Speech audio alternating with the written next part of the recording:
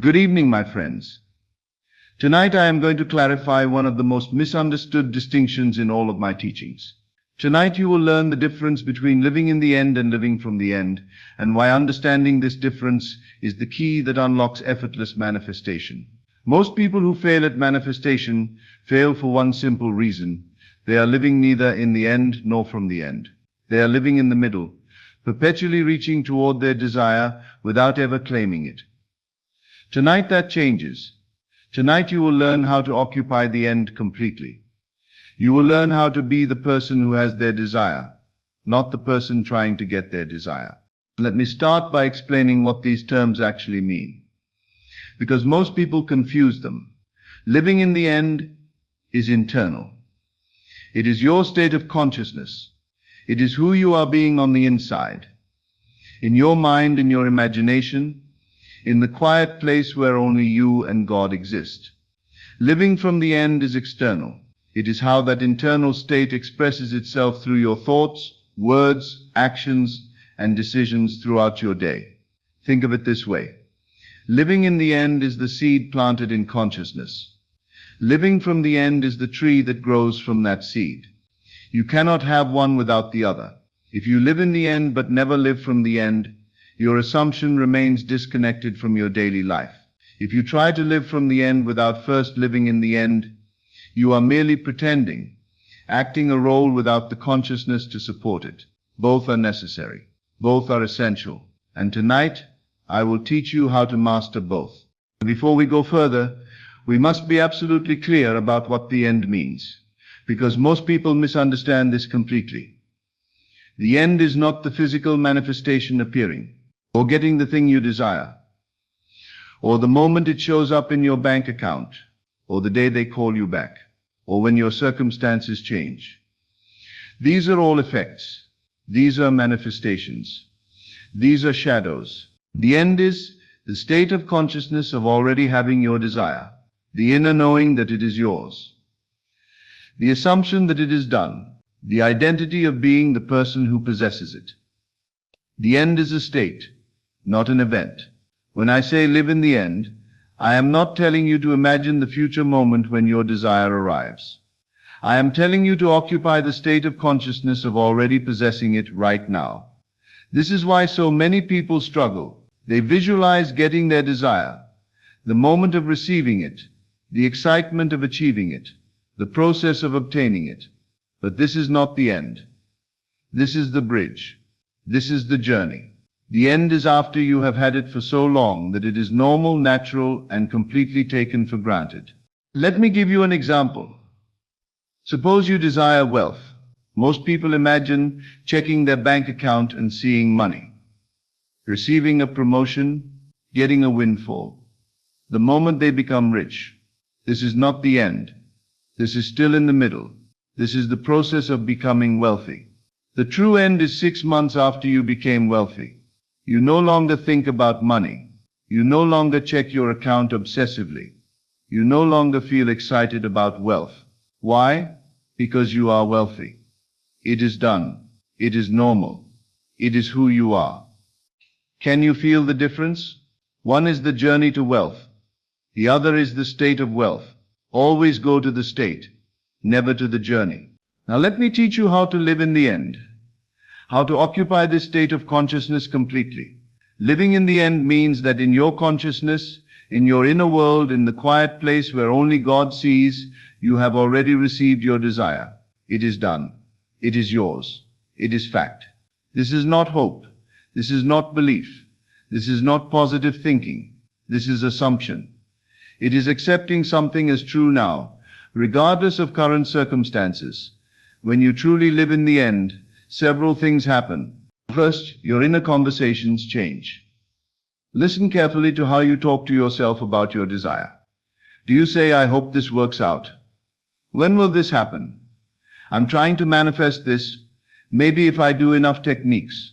These are the inner conversations of someone not living in the end. These are the thoughts of someone still reaching, still seeking, still in the middle. When you live in the end, your inner conversations sound like it is done. This is mine. I have this. Thank God this is already accomplished. You are not hoping for it, you are grateful for it, as though it already exists. Because in consciousness it does. Second, you stop seeking confirmation. When you live in the end, you do not need proof. You do not obsessively look at your bank account, hoping to see change. Why? Because you already know. The person who has their desire does not need to confirm they have it. They simply have it. If I asked you right now, do you have hands? You would not need to check. You would not need proof. You would not need to look down and confirm. You simply know you have hands. This is the quality of knowing you must have about your desire when you live in the end. It is settled. It is certain. It is done. Third, current circumstances become irrelevant. When you live in the end, when someone points to your empty bank account and says, "But you're not rich," it does not disturb you. When they point to your relationship status and say, "But you're alone," it does not shake you. When they point to any current circumstance that contradicts your assumption, it rolls off you like water off a duck's back. Why? Because you understand that current circumstances are showing you the old state, the reflection of where your consciousness was. You are no longer there. You have moved to a new state. The mirror has not caught up yet, but you are not fooled by the old reflection. Think of it this way. If you smile at a mirror, but the mirror takes 5 seconds to show your smile, would you stop smiling just because the mirror still shows your frown? No. You would know the mirror is simply delayed. You would wait patiently, holding your smile, knowing the reflection must eventually match. This is how you relate to circumstances when you live in the end. They are the delayed mirror. You are not fooled by them. Fourth, you experience naturalness. This is perhaps the most important sign. When you truly live in the end, your desire feels natural. Not exciting, not impossible, not too good to be true. Natural, normal, ordinary. How do you feel about things you already have? Your name, your home, your own body. Do you feel excited about them every day? Do you think about them constantly? Do you affirm that they are yours? No, they are simply yours. They are so naturally yours that you take them for granted. This is the feeling you cultivate for your desire when you live in the end. It is so naturally yours, so completely assumed, that it would seem strange if it were otherwise. When you catch yourself getting excited about your desire, when you catch yourself hoping for it or yearning for it, this is a sign you have fallen out of the end. Excitement means it is still special, still separate from you, still something you are getting rather than something you have. Return to naturalness. Return to the simple knowing that it is yours. Now, once you have established this internal state, once you are truly living in the end in consciousness, that state must express itself in your daily life. This is living from the end. Living from the end means that your decisions, your words, your thoughts, your actions all flow naturally from the state you occupy in consciousness. You are not pretending. You are not forcing. You are not acting as if. You are simply being yourself. And yourself is now the person who has their desire. Let me show you what this looks like in practice. Your thoughts naturally conform to the end. When you live from the end, you do not have to consciously monitor every thought. Your natural thought patterns automatically reflect your assumption. If you have assumed you are wealthy, and you are living from that state, you naturally think thoughts like, "I can afford that, money flows easily to me. I'm so grateful for my abundance." You do not think these thoughts because you are forcing yourself to, you think them because that is who you are. The wealthy version of you naturally thinks wealthy thoughts. If you have assumed you are loved, and you are living from that state, you naturally think thoughts like, "I am desired. I am cherished. My partner adores me." Again, not forced, not manufactured. Natural because you are loved in consciousness, so you naturally think from that state. The next thing is that your decisions automatically align with the end. This is powerful. When you live from the end, you make decisions the way the person who has their desire would make decisions. A woman wants to manifest a loving relationship. She is living in the end. In her consciousness, she is already in a committed, loving partnership. Now, throughout her day, opportunities arise. A friend invites her to a singles event. She declines naturally, effortlessly, because she is not single. She is already in a relationship in consciousness. The person in a relationship does not go to singles events seeking a partner. Is she forcing herself to decline? Is she pretending? No, she is simply making the decision that naturally flows from her state. Or suppose a man has assumed he is successful in his career. He is living from that state. When someone asks him about his work, he does not complain. He does not speak about his job with resentment or frustration. He speaks about it the way a successful person would, with confidence, with pride, with the natural self-assurance of someone who knows their value. He is not acting. He is that person. Here is something profound. When you truly live from the end, right action flows naturally. You do not have to figure out what to do. You do not have to force yourself to take steps. You simply move through your day as the person you are in consciousness, and the right actions unfold naturally. A man assumes he is healthy. He lives from that state. Does he have to force himself to make healthy choices? Does he have to use willpower to exercise or eat well? No, the healthy person naturally chooses healthy foods, naturally enjoys movement, naturally takes care of their body. Not because they are trying to become healthy, but because they are healthy. This is the effortlessness I speak of. When you live from the end, manifestation is not work. It is not struggle. It is simply the natural unfolding of who you are. Now let me show you where most people go wrong, because understanding these mistakes will help you avoid them. Mistake number 1, trying to live from the end without living in the end. Many people try to act wealthy, speak confidently, make decisions from abundance, but underneath in their consciousness they still feel poor. This is exhausting. This is pretending. This is fake it till you make it, and it does not work. You cannot live from a state you are not in. First, establish the internal state. Occupy the consciousness of having your desire. Live in the end. Then, and only then, will living from the end become natural and effortless. Mistake number 2. Living in the end only during practice. Some people do their techniques at night. For 20 minutes they live in the end. They feel wealthy, loved, successful. But then they wake up in the morning and immediately return to the old state. Throughout their day they think from lack. They speak from limitation. They make decisions from their current circumstances. This is not living in the end. This is visiting the end briefly and then leaving. Living in the end must become your dwelling state, not something you do for 20 minutes, not something you practice during meditation, your permanent state of consciousness. Mistake number 3, confusing excitement with the end. Many people think they are living in the end because they feel excited about their desire. I'm so excited to be wealthy. I can't wait to be in this relationship. This is going to be amazing. But excitement means it is still coming.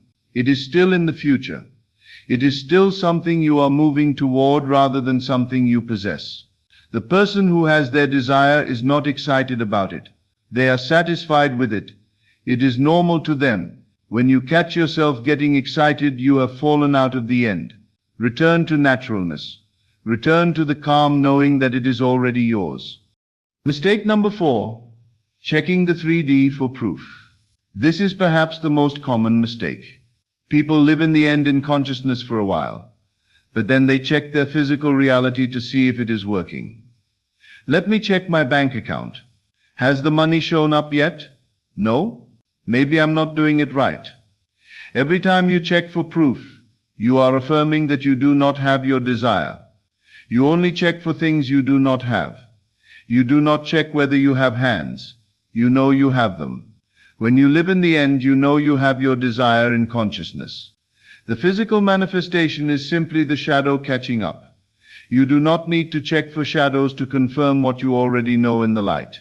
Mistake number 5. Giving power to the bridge.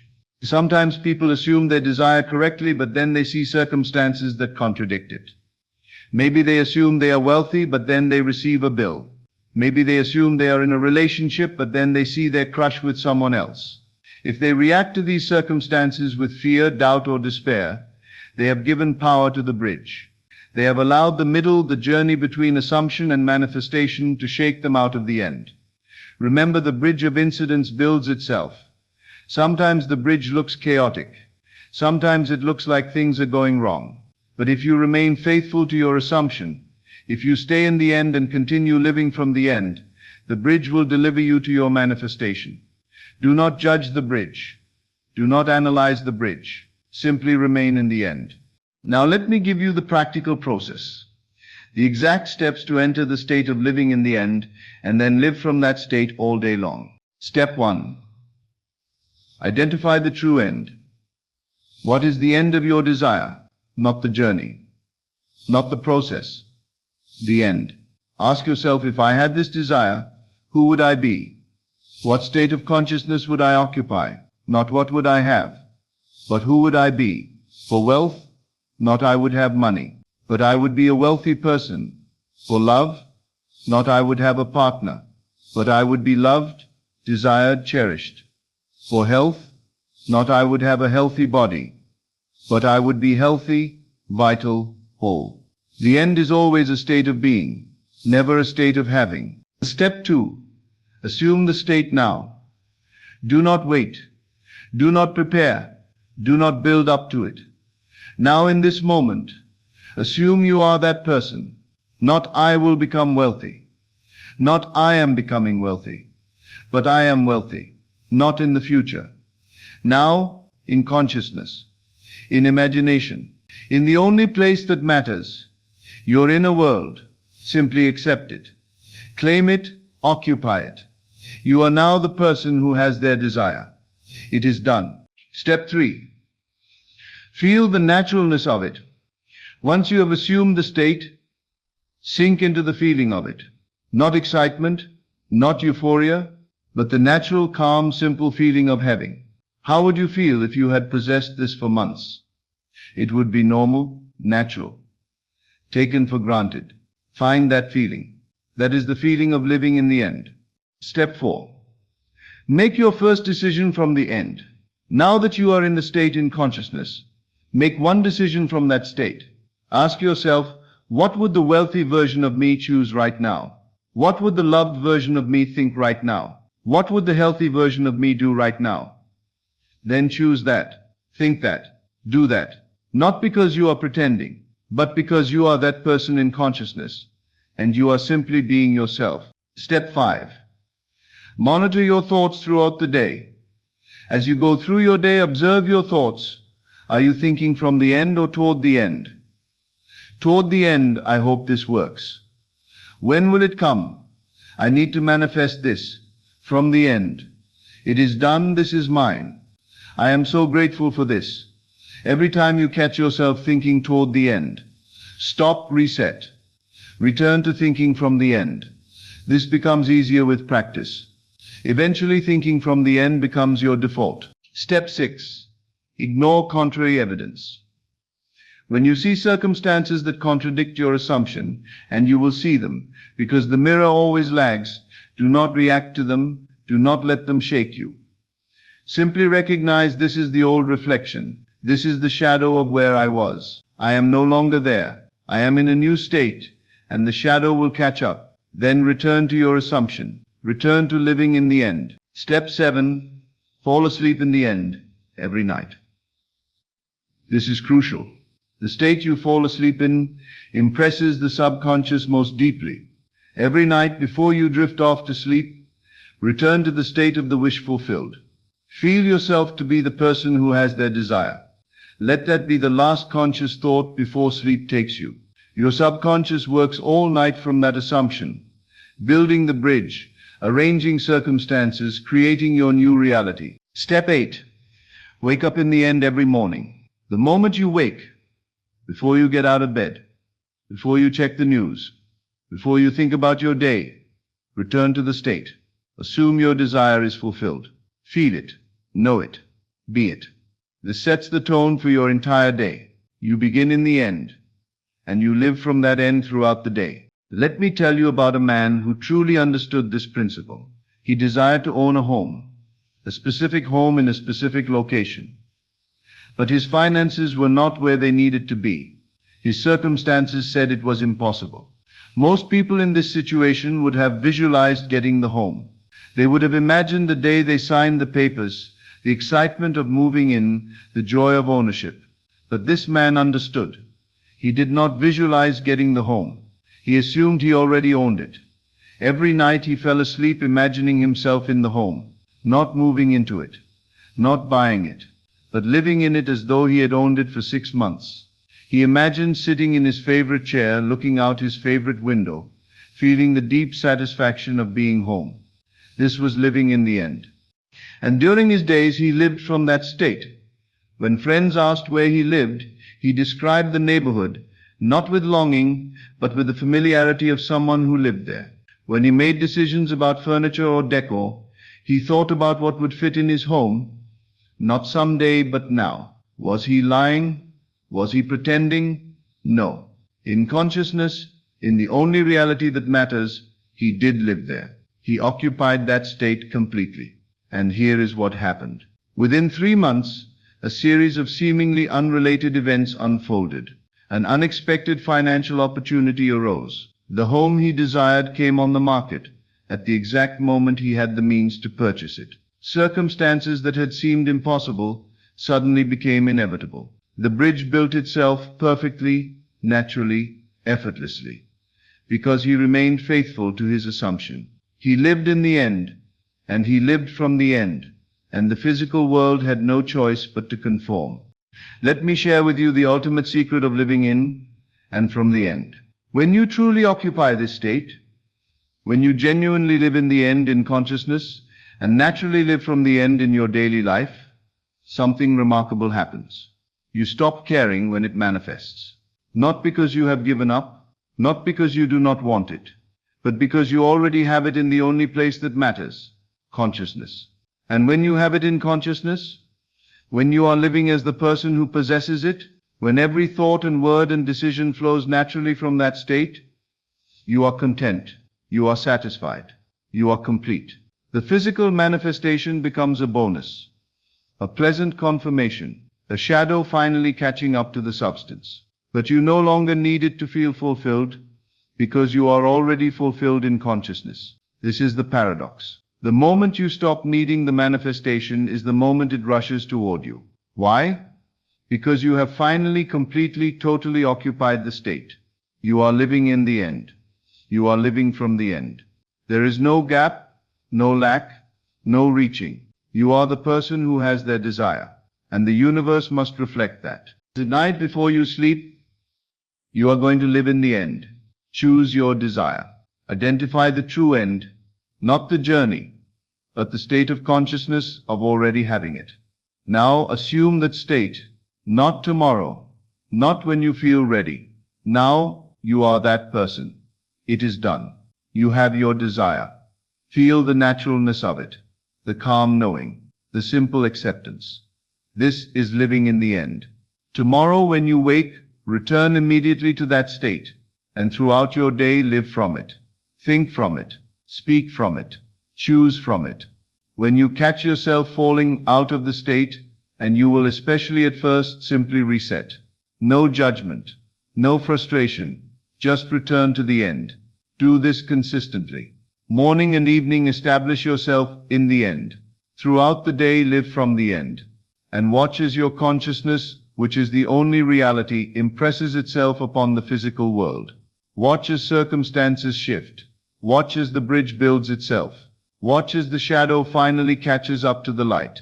Here is the final truth. Living in the end is the state. Living from the end is the expression of that state. Master both, and manifestation becomes effortless. Not because you are trying less, but because you are more. You are not the person seeking their desire. You are the person who has their desire. And when you truly become that person, when you occupy that state completely, when you live from it naturally, the physical world must conform. This is law. This is truth. This is how consciousness creates reality. Live in the end. Live from the end. and watch your world transform to match the person you have become. Thank you, and good evening. As always, thank you for joining me on this journey into the depths of consciousness. Remember, you are not here by accident. You are here because your soul is ready for this truth. Take these teachings and let them transform not just your mind, but your entire reality. Until we meet again in consciousness, keep assuming your greatness and living from the end of your desires. This is Best of Lectures, and I'll see you in the next video. Beloved friends, the very effort to acquire is the confession that you are without. When you strive, you declare to life, I do not yet possess. But what you do not realize is that creation is already finished. All that you desire exists now, waiting not to be achieved, but to be accepted. Trying, reaching, struggling, these belong to the realm of lack. The man who constantly seeks money is affirming poverty. The woman who chases love is affirming loneliness. The seeker who endlessly prays for healing is affirming sickness. Yet the moment one dares to rest in the assumption of already having, the world bends to mirror that truth. Stop trying to get.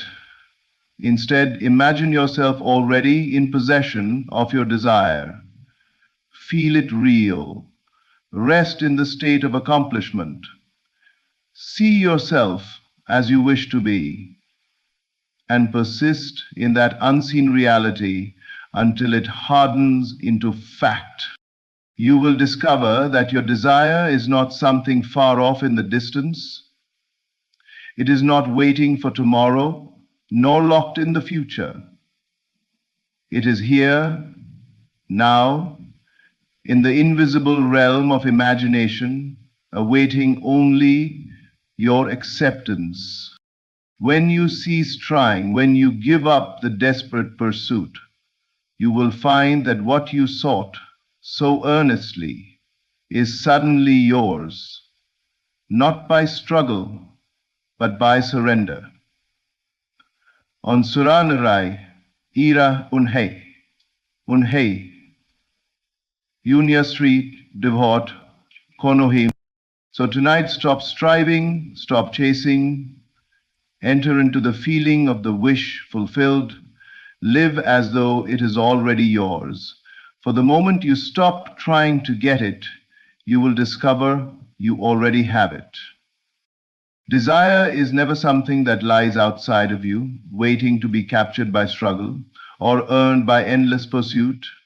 What you call a dream, a goal, or a longing does not begin in the world of facts. It begins in the invisible world of imagination. Everything you now touch, see, or call reality was once nothing more than an unseen image in the mind of someone who dared to accept it as true before it appeared. The house you live in, the clothes you wear, the technology you hold in your hands, all of it was once an idea that existed only in the imagination. And so it is with every desire that stirs within you. It is not pointing you towards something absent. It is revealing what already exists, waiting for your recognition. The great mistake most people make is to chase their desires outwardly. They believe that through effort, competition, or endless striving, they will eventually obtain what they seek. Yet pursuit is a confession. It declares to the world, I do not yet have. The longer you chase, the more firmly you cement the belief that your desire is distant, and as long as it feels distant, it cannot come near. What you run after always runs ahead of you. The more you reach, the further it slips away. But when you turn inward, when you dare to assume that the thing you want is already yours, something remarkable happens. Imagination reshapes your inner world, and the outer world rearranges itself to match that assumption. To imagine the desire fulfilled is to plant the seed of its expression. You may not see its form immediately, But just as the seed buried in the soil contains the promise of the tree, so does your assumption contain the certainty of its manifestation. So it tells us when we have the system to stand on. This is why imagination is not mere daydreaming, it is the creative act.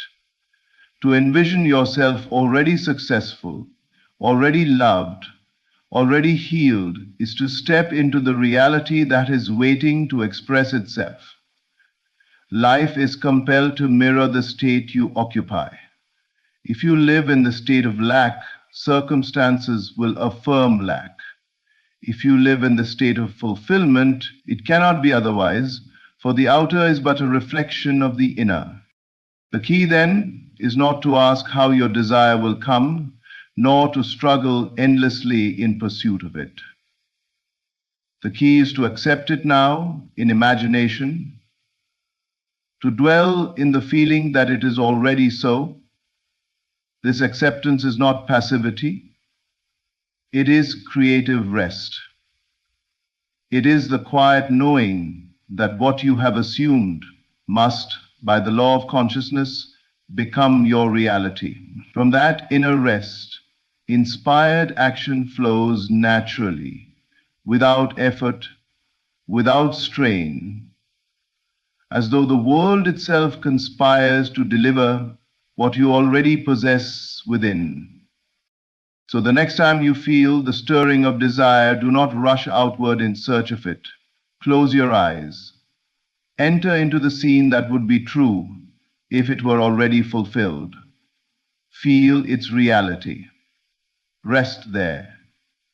And as you persist, you will come to see that the desire was never something you had to chase.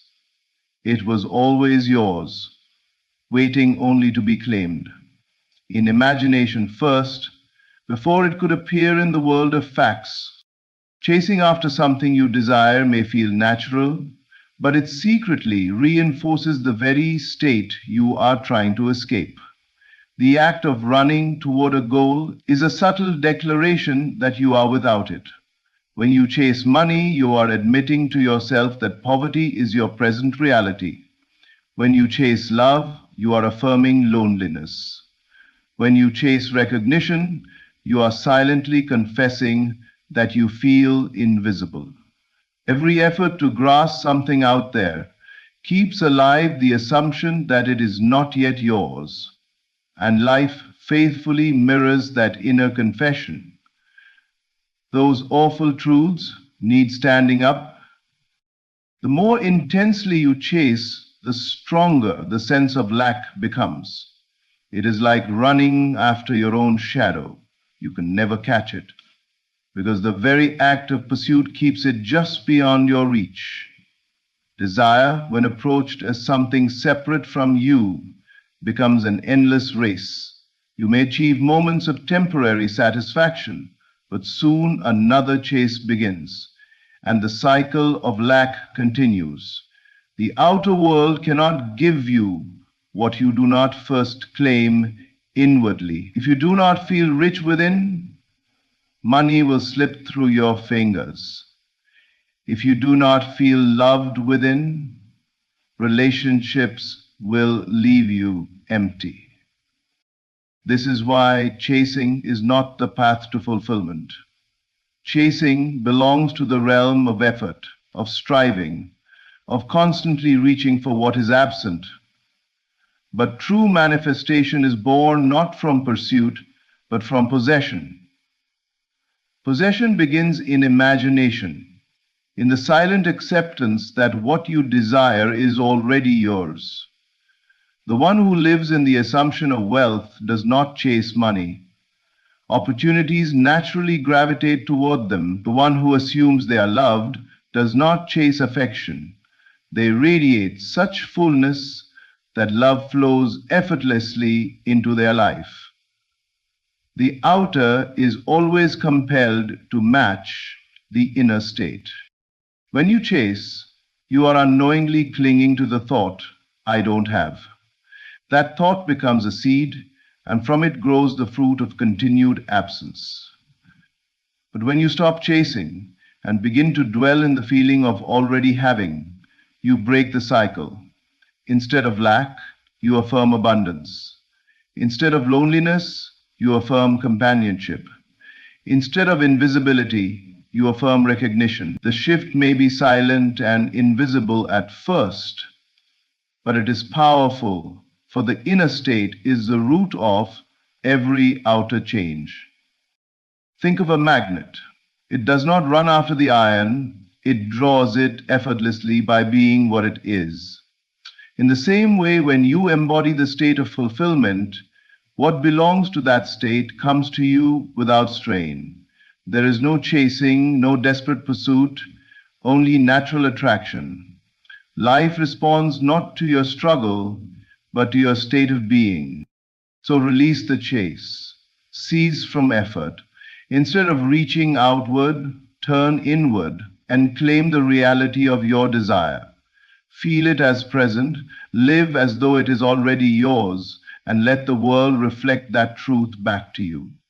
Chasing strengthens lack, but assuming fulfillment ends the race and brings what you desire into your experience with ease.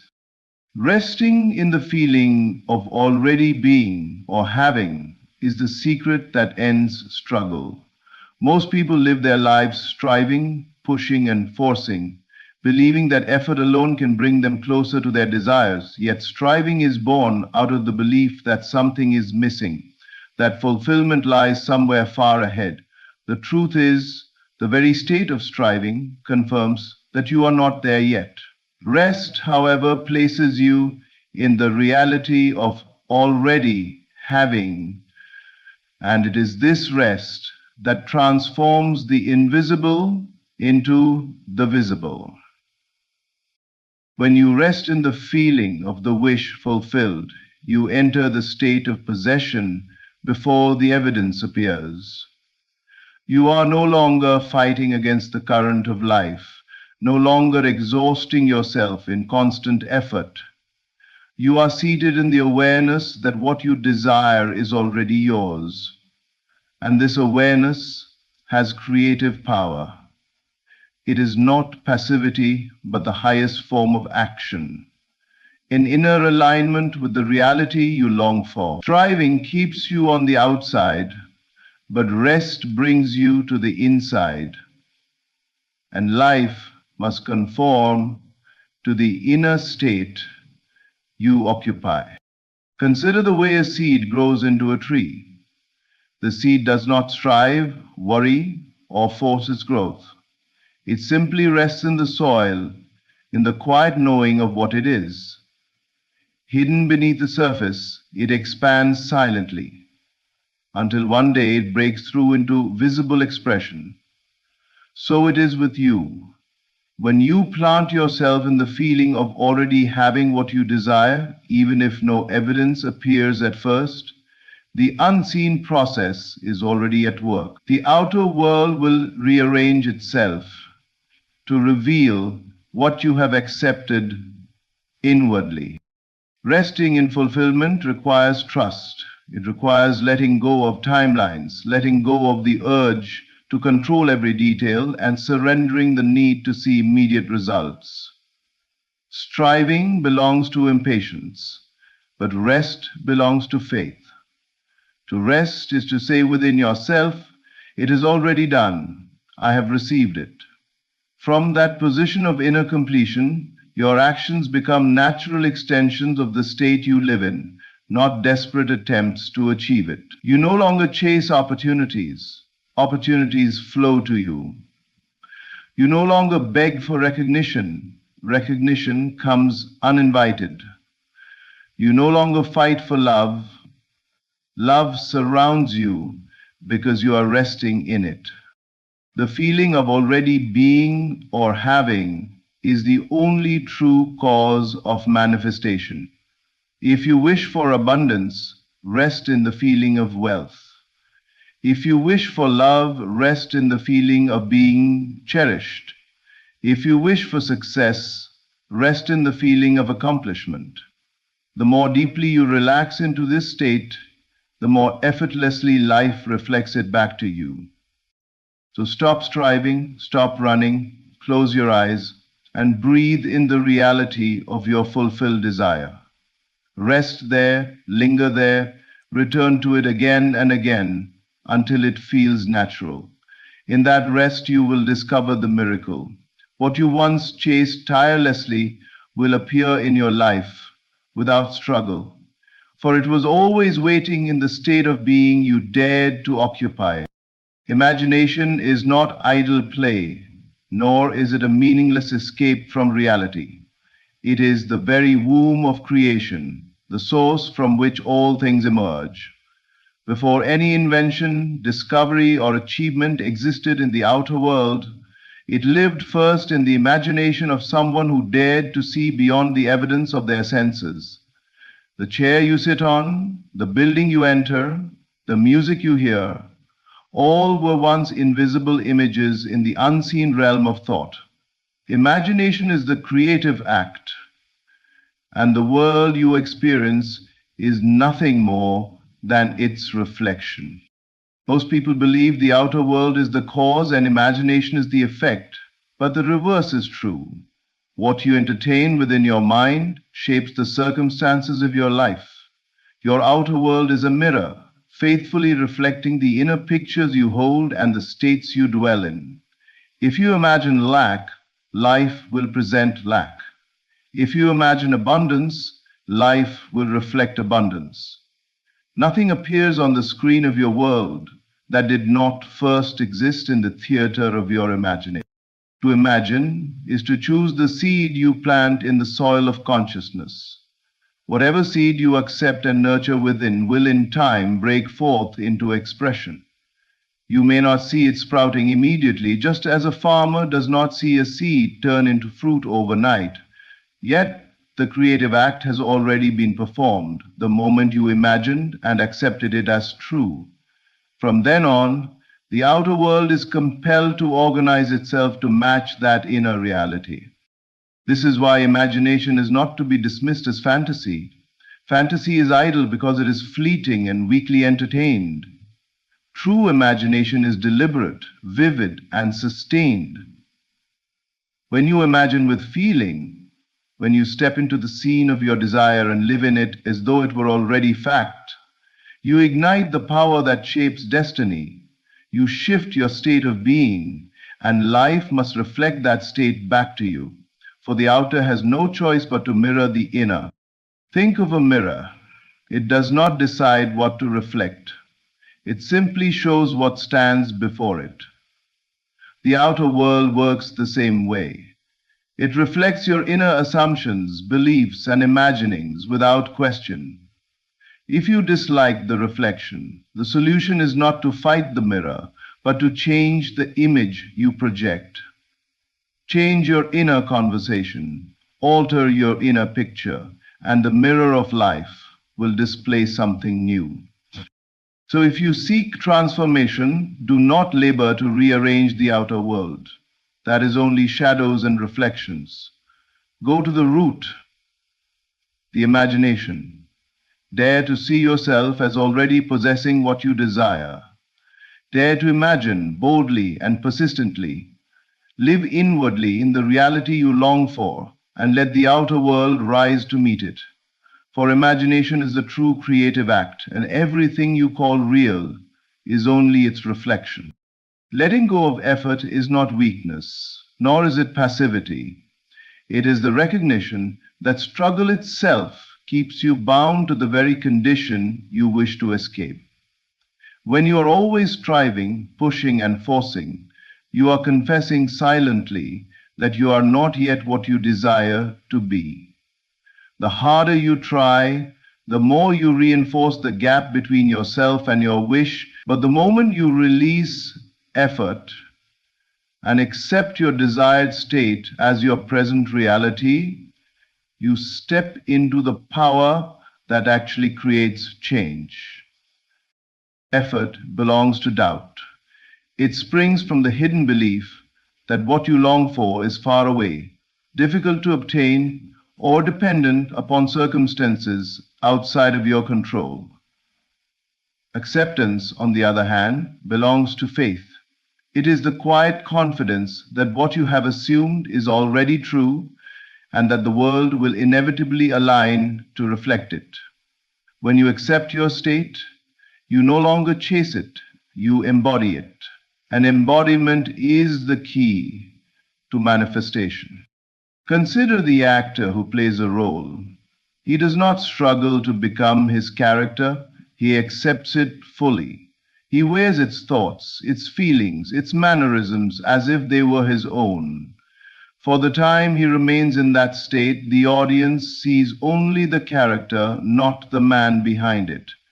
In the same way, when you accept your chosen state, when you live in the assumption of already being or having, the world sees that state in you and responds accordingly. You no longer have to force events. You are the role, and life becomes the stage that matches your performance. Effort implies resistance. It is like swimming upstream, exhausting yourself against the current of life. Acceptance is like floating, carried effortlessly by the river in the direction of your desire. The moment you let go of effort, you discover that circumstances begin to arrange themselves without strain. The phone call comes, the opportunity opens, the door you thought was closed suddenly swings wide. These things happen not because you fought for them, but because you accepted them as already true within yourself. Acceptance requires imagination and persistence, not struggle. To accept is to feel that your desire is here now, not tomorrow, not in some distant future. It is to breathe it in as real, to walk as though it were already fact, to speak from it, and to rest in it with ease. When doubt arises, you do not fight it with effort, you simply return to your state and affirm silently, "It is done." The world cannot resist such quiet certainty. So let go of effort. Release the tension, the striving, the endless trying. Close your eyes and step into the state you long for as though it were already yours. Accept it, live in it, persist in it. The moment you claim it inwardly as your present reality, life itself bends to reflect it outwardly. What you thought could only be won through struggle reveals itself as already here, awaiting only your acceptance. Reaching is the silent admission that what you seek lies beyond your grasp. It keeps you suspended in a state of longing, always stretching forward but never arriving. The moment you stop reaching, however, a shift takes place. You realize that what you desire is not separate from you. You are not required to chase it down, to beg for it, or to prove yourself worthy of it. You are it. You are already the state you long for. And when you rest in that truth, receiving becomes effortless. Life responds to being, not to yearning. As long as you are yearning, you vibrate with incompletion. You send out the message, "I am not yet." And the outer world simply reflects that message back to you with situations and circumstances that affirm your incompleteness. But when you stop reaching, when you cease stretching toward the future and instead inhabit the state of already being, you align with the truth of your desire. In that alignment, the world mirrors your wholeness, not your lack. Think of the child who plays make-believe. She does not reach for the role she imagines. She steps into it. If she declares herself a queen, she carries herself as a queen. She does not wait for a crown to be placed on her head to feel royal. In her being, she already is, and her play transforms the moment. The same principle applies to you. When you embody the feeling of already being the person you wish to become, the world bows to that assumption and brings evidence of it into your experience. Reaching is tension, it is effort, it is rooted in the false belief that fulfillment lies outside of yourself. But receiving is relaxation, it is openness, it is rooted in the recognition that what you are inwardly being must, by law, appear outwardly. You receive not by stretching out your hands towards something distant, but by opening your heart to what you already are. Receiving is not passive, it is powerful, for it rests in certainty, not in struggle. The truth is, you are never incomplete. Every desire that rises within you points to a reality that is already yours in the unseen. You long for love because you are already love. You long for abundance because you are already abundance. You long for freedom because you are already free. The desire is not a signal of absence, it is a reminder of presence. By reaching, you push it away. By stopping, you allow it to surface. So stop reaching. Stop looking ahead for some distant moment when everything will finally be as you want it. Rest instead in the awareness that you already are. Let the feeling of completion, of fulfillment, of wholeness settle upon you now. As you dwell in that state, life itself will rise to meet you. The things you once stretched toward will flow into your experience with ease, for they were never outside of you. They were always within, waiting for you to stop reaching and to finally receive. The truth is simple. What you seek is already yours. Stop striving, stop chasing, stop reaching outward.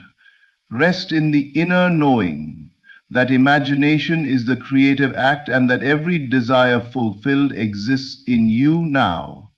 The world is only a mirror, faithfully reflecting the state you occupy. When you let go of effort and accept your wish as present reality, life has no choice but to reveal it. So live from the end. Walk as though it is already done.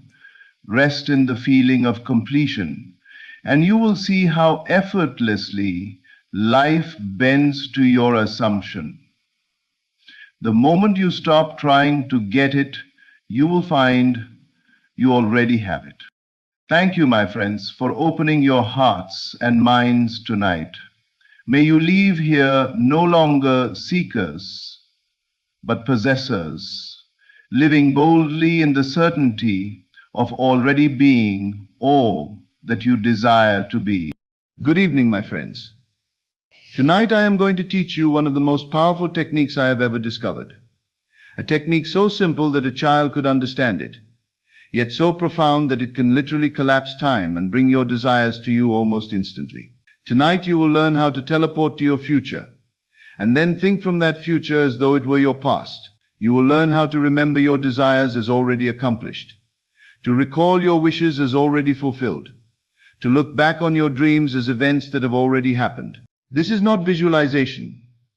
This is not imagination in the way most people practice it. This is something far more powerful. This is memory creation.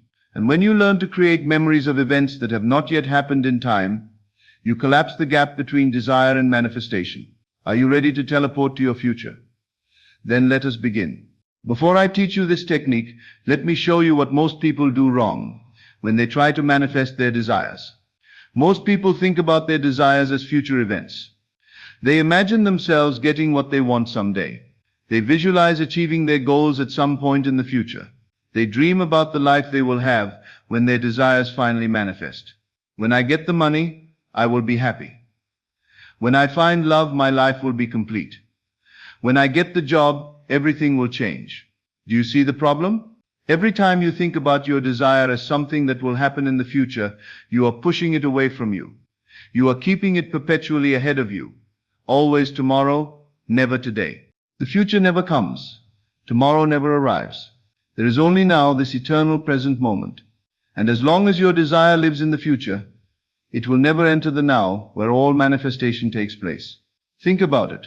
When you say, I will be wealthy, you are declaring that you are not wealthy now. When you say, I will be loved, you are confirming that you are not loved now. When you say, I will be successful, you are affirming that you are not successful now. And consciousness creates from what you are now, not from what you will be later. If you are in the state of not having, consciousness creates more not having. If you are in the state of waiting, consciousness creates more waiting. This is why people can visualize and affirm for years without results. They are always looking forward to their desires, never claiming them as present reality. Now let me reveal to you a secret that changes everything. There is a way to bring the future into the present instantly, and that way is through the past. This sounds like a riddle, so let me explain. When you remember something, when you recall an event from your past, how does it feel? Does it feel like you are hoping for it? Does it feel like you are trying to create it? Does it feel uncertain? No. When you remember something, it feels certain. It feels real. It feels accomplished. It feels like an absolute fact that cannot be changed. Think about what you did yesterday. Do you doubt that it happened? Do you question whether it is real? Do you feel anxious about whether it will occur? No. You simply know it happened. You have a memory of it. It is a fact of your experience. This is the energy of the past. This is the feeling of something already accomplished, already done, already experienced. And this is the exact energy you need to bring to your desires. When you can remember your desires as though they already happened, when you can recall your wishes as though they were past events, you give them the reality, the certainty, the already done quality that collapses the gap between desire and manifestation. So here is the technique. It is simple, but you must practice it exactly as I teach you. Tonight, before you go to sleep, you are going to teleport to your future. You are going to jump ahead in time to a moment after your desire has been fulfilled. Not the moment of getting it, but a moment after you have had it for a while.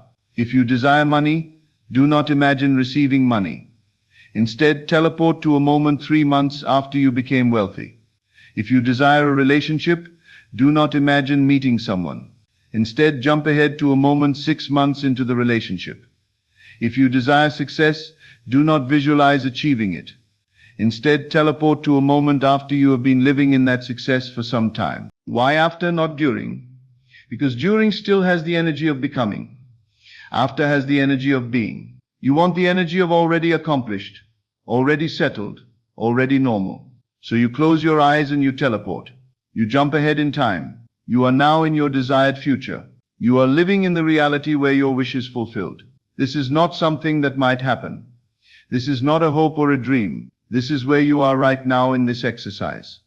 You have teleported to this moment. Now, from this future moment, you are going to think backwards. You are going to remember how it all happened. You are going to recall the journey that brought you here. You are going to think about your desire as something that happened in your past. This is where the magic happens. You are not imagining the future. You are remembering it. Let me give you a specific example. Suppose you desire to own a beautiful home. Here is how you would practice this technique. Close your eyes.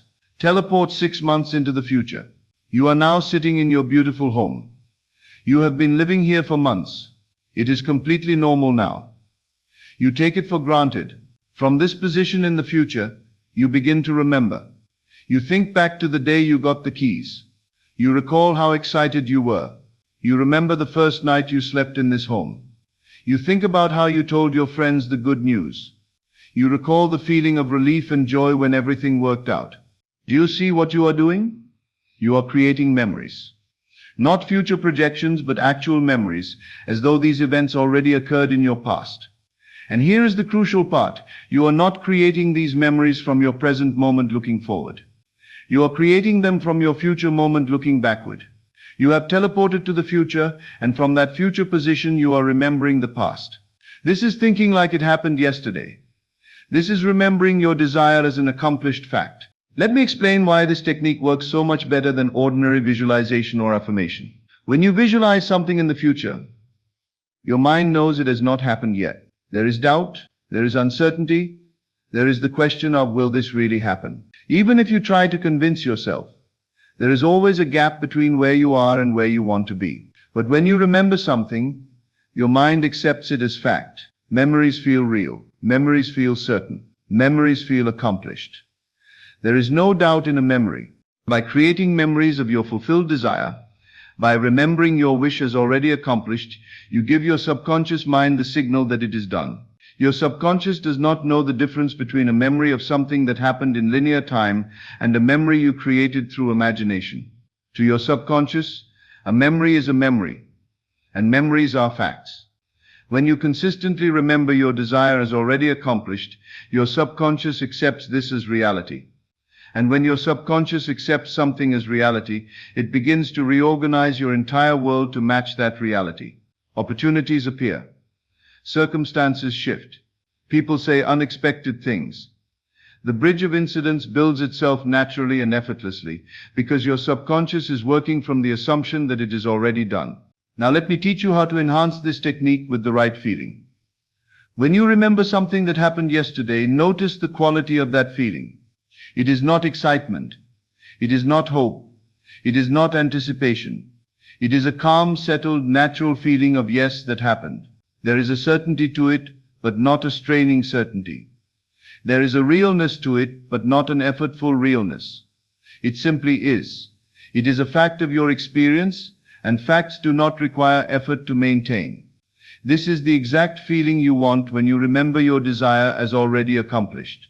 Not the excitement of something about to happen, not the hope that it might occur, but the calm, settled knowing that it already happened. When you teleport to your future and create memories looking backward, you want to feel the way you feel about yesterday.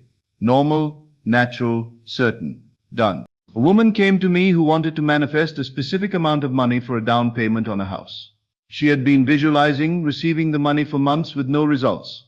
She was getting frustrated and discouraged. I taught her this technique. I said, stop imagining receiving the money in the future. Instead, teleport 3 months ahead. You now have the money.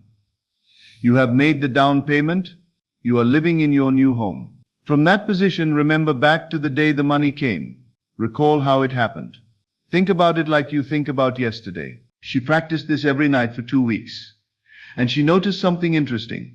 As she remembered the money coming to her, as she recalled it as a past event, she began to feel different about money in her present moment. The desperate hoping fell away. The anxiety dissolved. She felt calm and certain, like someone who knows something good already happened. Within 3 weeks, the exact amount she needed came to her through a source she had never considered. Her aunt, whom she rarely spoke to, called and offered her the money as an early inheritance. The money came easily, naturally, almost as though it had been waiting for her to remember that it was already hers. Now here is something profound about this technique. When you remember the future, you collapse time. Time is not a rigid structure. Time is consciousness unfolding in sequence, and consciousness can rearrange that sequence any way it chooses. When you create a memory of the future, you are telling consciousness that the future has already occurred, and consciousness responds by collapsing the apparent gap between now and then. From your present moment, 3 months might seem like a long time to wait for your desire. But when you teleport to 3 months in the future and remember backward, those 3 months become yesterday. They become the past. They become already done. And when something is already done in consciousness, the physical world rushes to catch up. What seemed like it would take months can happen in days. What seemed impossible can become inevitable. This is not magic. This is understanding how consciousness operates. Consciousness does not move through time linearly. Consciousness can be at any point in time simultaneously. When you consciously place yourself at the point of fulfillment and remember backward, you are collapsing the journey into a single moment of recognition. Let me give you a simple daily practice that will make this technique even more powerful. Every morning when you wake up, before you get out of bed, take 2 minutes to remember your fulfilled desire. Teleport to your desired future. From that future position, recall the journey that brought you there. Remember it like you remember yesterday. Throughout your day, whenever you think about your desire, do not think forward to it. Think backward from it. Catch yourself when you start thinking, I want this, or I hope this happens, and immediately shift to, oh yes, I remember when this happened. That was wonderful. At night before sleep, practice the full technique. Teleport to your future. Live in that moment of fulfillment. Then create detailed memories of how it all came to be. Fall asleep in the feeling of remembering, not in the feeling of wanting. This consistent practice trains your consciousness to live from the end, not to hope for the end, not to work toward the end, but to remember the end as already accomplished. Let me give you some specific examples of how to think like it happened yesterday for different desires. For money, I remember when that money came in, I was so relieved. I remember calling my sister to tell her the good news. I remember how natural it felt to pay off those bills. That was such a good day. For love, I remember the day we met. I remember our first conversation. I remember realizing this was exactly what I had been hoping for. I remember telling my friends about her.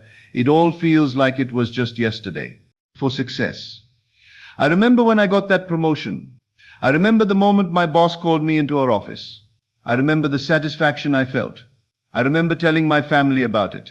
It's still hard to believe it was 6 months ago already. For health, I remember when I started feeling better. I remember the doctor's surprise at my test results. I remember the energy returning to my body. I remember thinking I knew this would happen. That was such a turning point. Notice the language. Notice the feeling. You are not hoping, not visualizing, not affirming. You are remembering. You are recalling. You are thinking about your desire as an event that already took place. This is how you teleport to the future and think like it happened yesterday. When you practice this technique consistently, something remarkable happens. You stop worrying about how your desire will manifest. You stop trying to figure out the path. You stop forcing and pushing and struggling. Why? Because when you remember something, you do not question how it happened. You simply know it did. The details of how become irrelevant. All that matters is that it happened. This is the ultimate form of detachment. You are not detached from your desire. You are detached from the how because you are living from the position of it already being done. And when you are detached from the how, the universe has infinite ways to bring your desire to you. The bridge of incidents builds itself. The path appears. The means unfold. And often they unfold in ways you never could have planned or predicted. A man wanted to start a business but had no capital, no connections, and no clear path forward. Every time he thought about it, he felt overwhelmed by the obstacles. He did not know how it could happen. I taught him to stop thinking about how and start remembering that. I told him to teleport 1 year into the future where his business was thriving, and from that future position to remember back to how it all began. He practiced this faithfully, and something shifted in him. The anxiety about how fell away. He stopped seeing obstacles. He stopped feeling overwhelmed. He simply knew, with calm certainty, that his business existed and was successful. He remembered it as already done. Within 6 months, a series of unexpected connections and opportunities appeared. A former colleague offered to invest. A chance meeting led to his first major client. Resources appeared from sources he had not considered. The bridge built itself naturally and perfectly, because he had stopped trying to build it consciously and had started remembering it as already crossed. Let me share with you the ultimate secret of this technique. When you teleport to the future and think like it happened yesterday, you are not really traveling through time. You are recognizing that past, present, and future are all one. In consciousness, everything exists now. Your desire does not exist in the future, waiting to be created. It exists now, as a present reality in the infinite field of possibilities. When you remember it as already accomplished, you are not creating a false memory. You are accessing the true memory of an already existing reality. This is why this technique works. You are not pretending. You are not making something up. You are recognizing what is already true in the dimension where all creation takes place. Your desire is already accomplished. It already happened, not in the future, but now, in consciousness. And consciousness is the only reality that creates.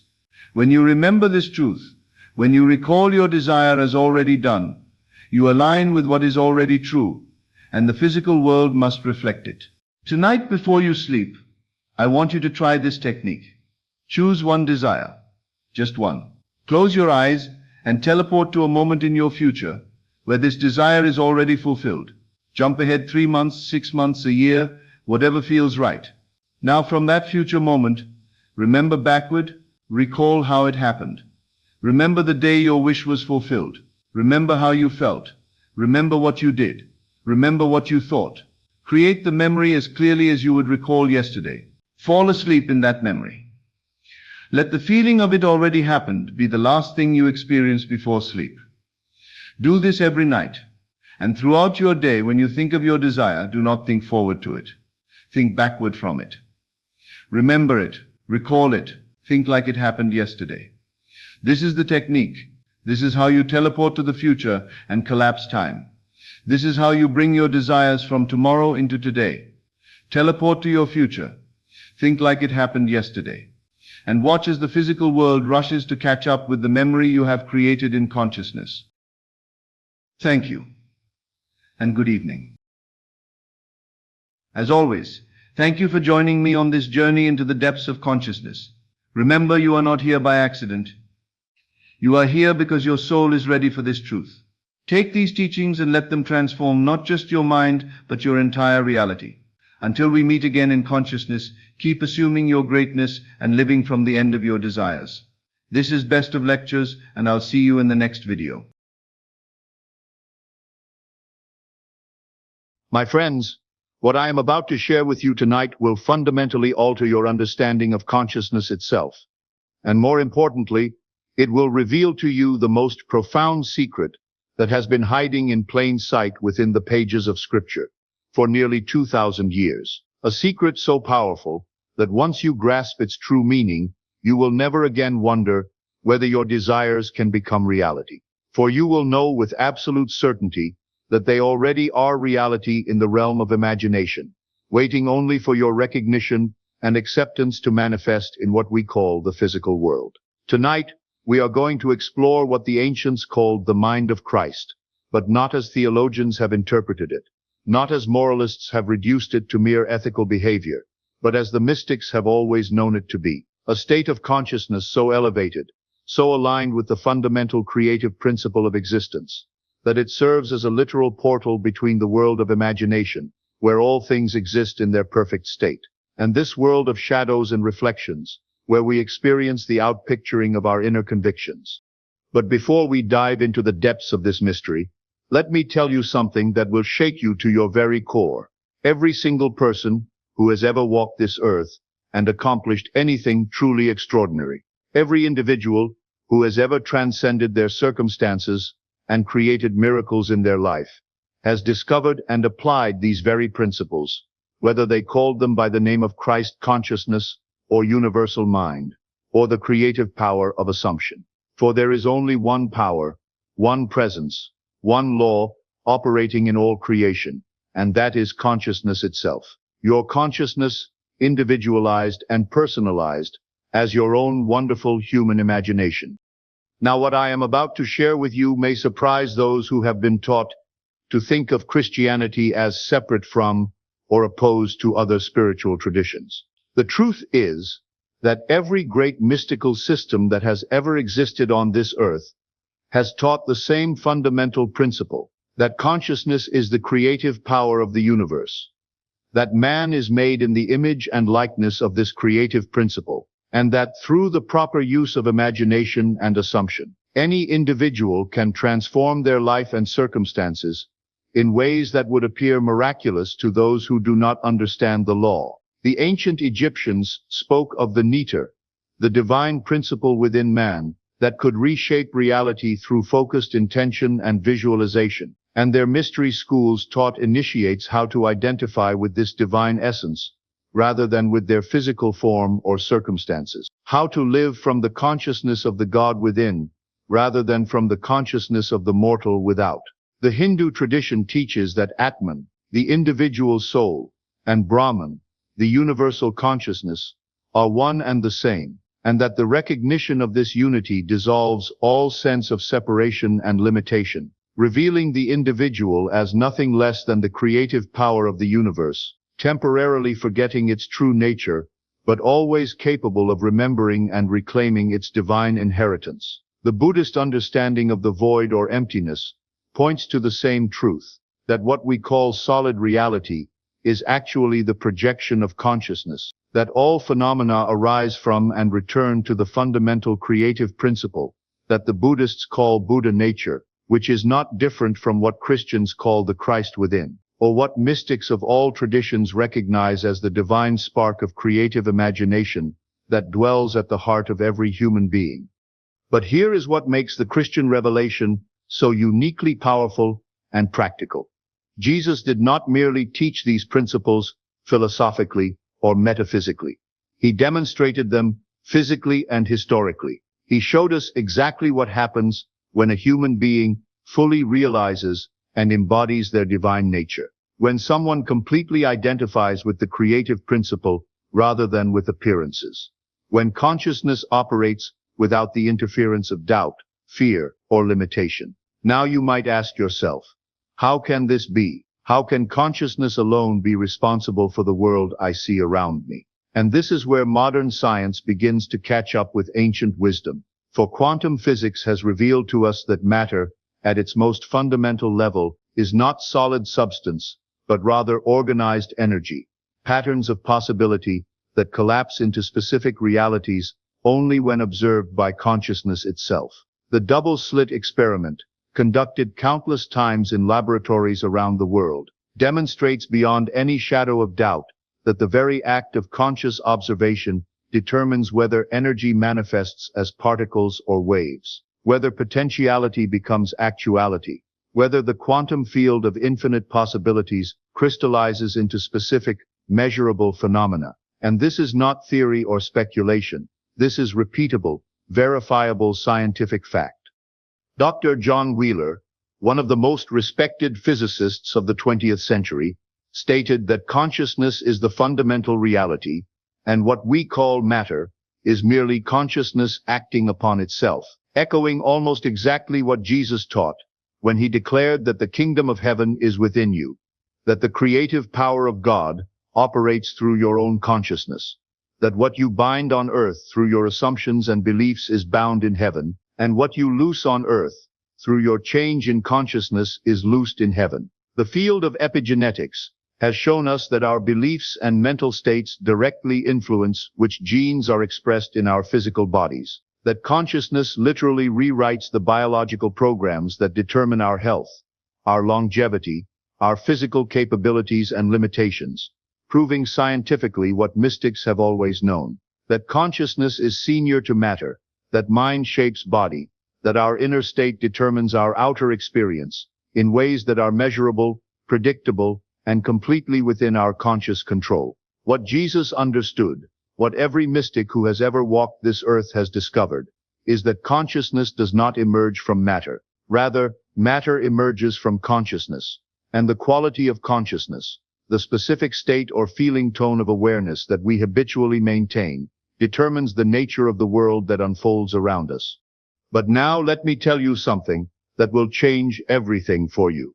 This power, this Christ consciousness, this ability to walk between worlds and command reality to conform to your vision, is not the exclusive property of one man who lived 2,000 years ago.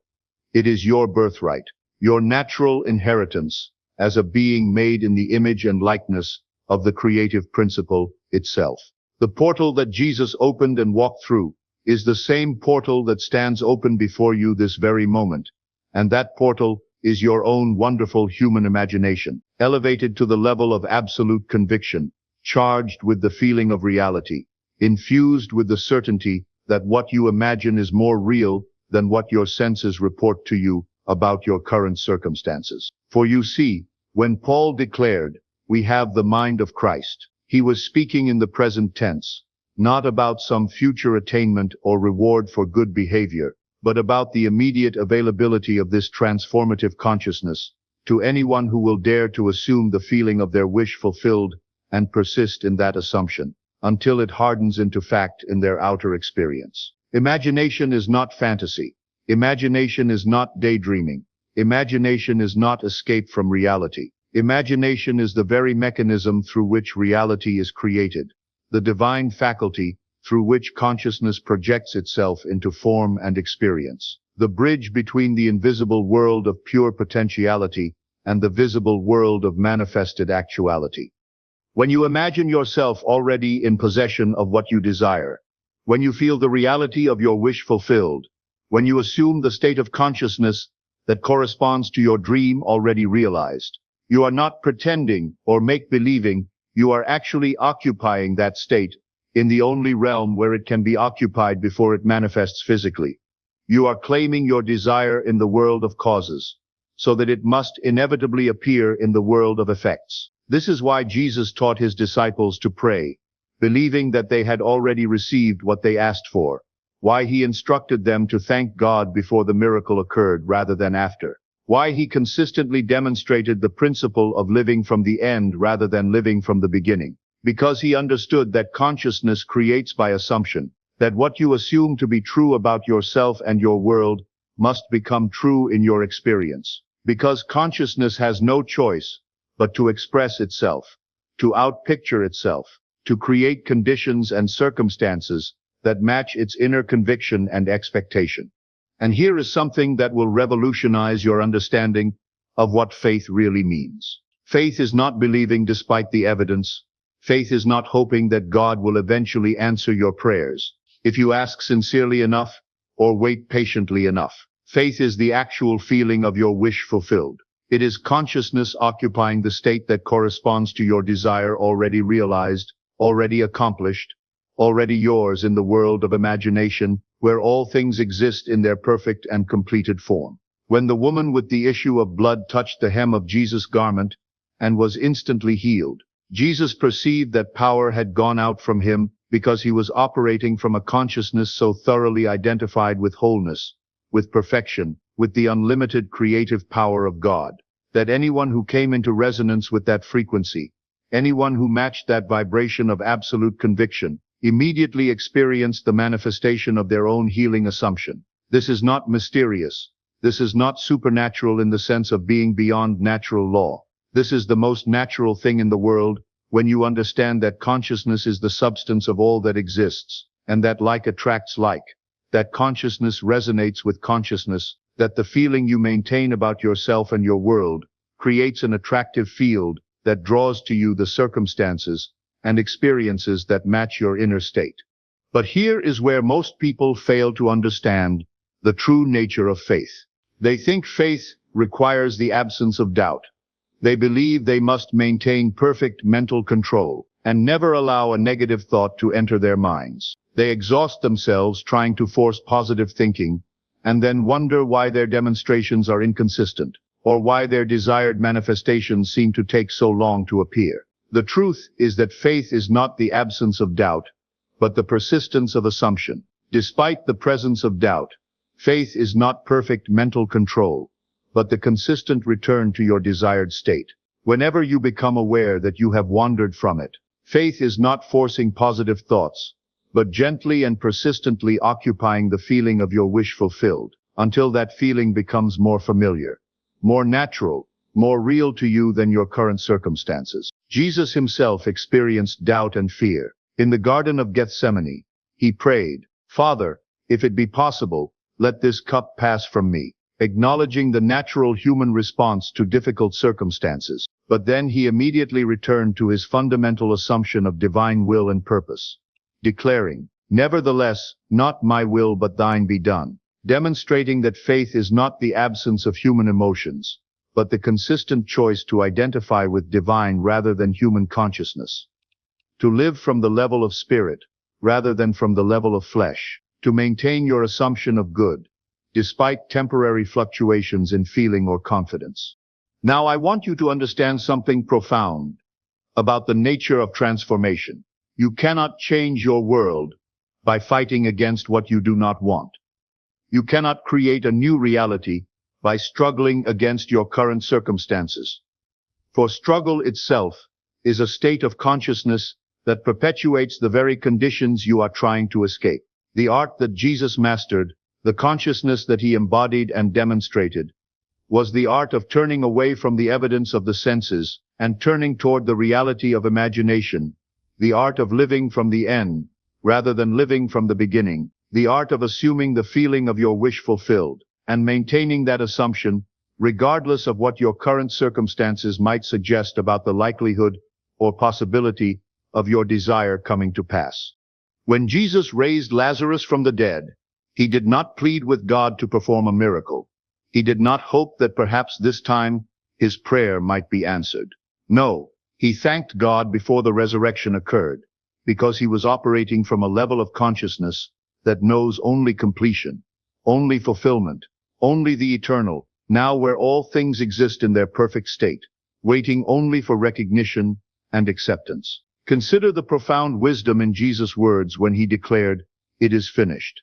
He was not referring merely to his physical crucifixion, but to the eternal truth that all creation is already complete in the mind of God, that every possible state, every conceivable condition, every imaginable experience already exists in the realm of pure consciousness, waiting only for individual awareness to claim it, to identify with it, to assume it as true. This is why the mystics of all traditions have taught that the spiritual path is not about becoming something you are not, but about remembering what you have always been, not about earning God's favor or developing supernatural powers, but about awakening to the divine nature that has never been absent from you, that constitutes the very essence of your being, that is the source and substance of your consciousness and the creative power behind all your experiences. The ancient Hermetic axiom, "As above, so below," points to this same truth. What exists in the realm of spirit must manifest in the realm of matter. What is true in consciousness must become true in experience.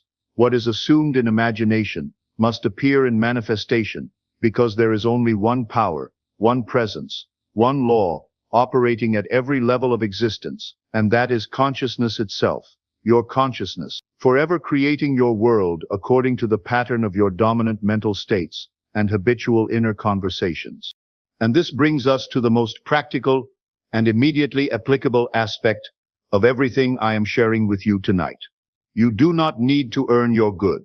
You do not need to deserve your desires. You do not need to prove yourself worthy of the life you want to live. For you are already worthy by virtue of the fact that you can conceive of a better state. You can imagine a more beautiful experience. You can feel the reality of your wish fulfilled. The only thing standing between you and the realization of your every desire is your willingness to assume that you already are what you want to be, that you already have what you want to have, that you already experience what you want to experience, and to persist in that assumption until your outer world reshapes itself to conform to your inner conviction. This is what it means to have the mind of Christ. It means to think from your desire fulfilled, rather than thinking of your desire unfulfilled. It means to speak from the consciousness of having, rather than from the consciousness of wanting. It means to move through your world with the quiet confidence of one who knows that the creative power of the universe is always saying yes to your dominant mental state, always outpicturing your habitual inner conversations, always manifesting the world that corresponds to your level of self-definition and expectation. But let me share with you a secret that will accelerate your progress immeasurably. The speed and ease with which your assumptions manifest in your experience is directly proportional to the naturalness with which you can maintain them. The effortlessness with which you can occupy the state of your wish fulfilled, the simplicity with which you can feel yourself to be what you want to be without strain, without force, without the exhausting effort of trying to convince yourself of something that feels foreign or impossible. This is why Jesus taught, "My yoke is easy and my burden is light," not because the spiritual path requires no discipline or commitment, but because when you understand the law correctly, when you work with consciousness rather than against it, when you assume the feeling of your wish fulfilled rather than trying to manifest through willpower or mental effort, the process becomes as natural as breathing, as simple as choosing to think one thought rather than another, as effortless as deciding to feel grateful instead of resentful, satisfied instead of lacking, confident instead of afraid. The great secret of assumption is that you do not create your desire. Your desire already exists in the infinite field of consciousness, already perfect, complete, yours by divine right. You simply identify with it. You simply claim it. You simply assume that you are the person who naturally and easily experiences what you want to experience, what you want to have, what you want to be.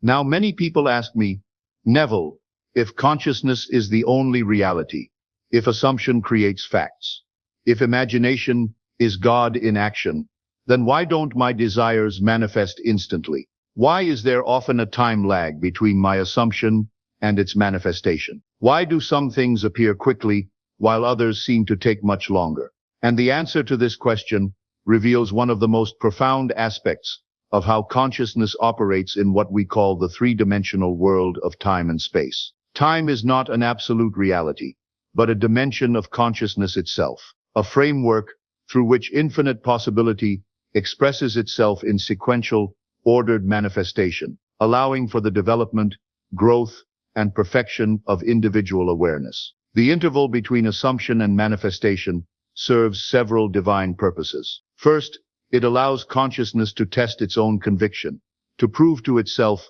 the reality of its creative power, to develop faith through persistence rather than demanding instant gratification like a spoiled child who has not yet learned the beauty of sustained focused intention. Second, the time interval allows for what we might call divine editing. As you maintain your assumption of the wish fulfilled, consciousness automatically adjusts and refines the manifestation to bring you not just what you asked for, but the perfect expression of what you really wanted, often in ways far more beautiful and harmonious than you could have specifically imagined.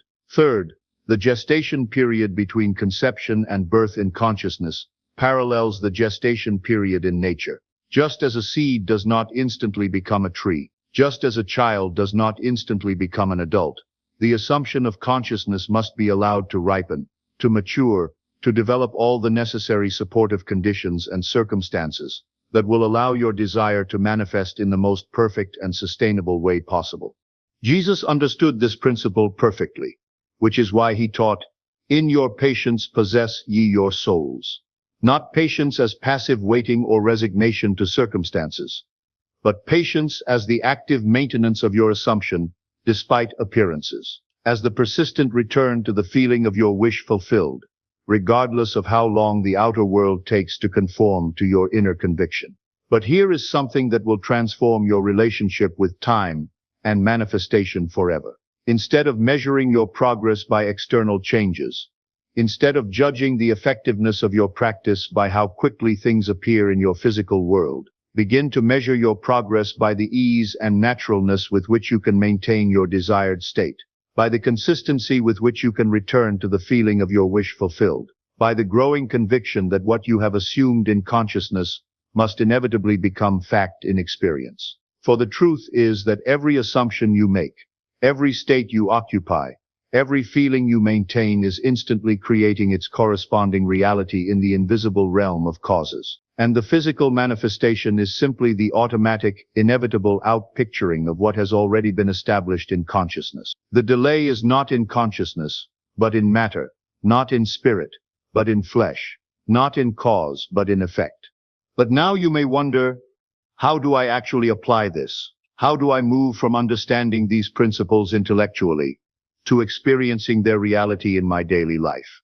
And the answer is beautifully simple, though it requires the kind of disciplined mental practice that most people are unwilling to undertake because they are addicted to the evidence of their senses, hypnotized by their current circumstances, convinced that what is must continue to be. The practice begins with the recognition that consciousness is the only reality, that your awareness, your sense of I am, is the creative principle itself, individualized as you, and that whatever you consistently assume to be true about yourself must manifest as your experience, because consciousness has no choice but to express itself, to outpicture itself, to create a world that matches its inner nature and conviction. Every morning when you awaken, before you allow your mind to become occupied with the problems and concerns that your current circumstances suggest, spend time in the secret place of consciousness, in the sanctuary of imagination, where you can assume the feeling of your life already transformed, your desires already fulfilled, your problems already solved in the most beautiful and harmonious way imaginable.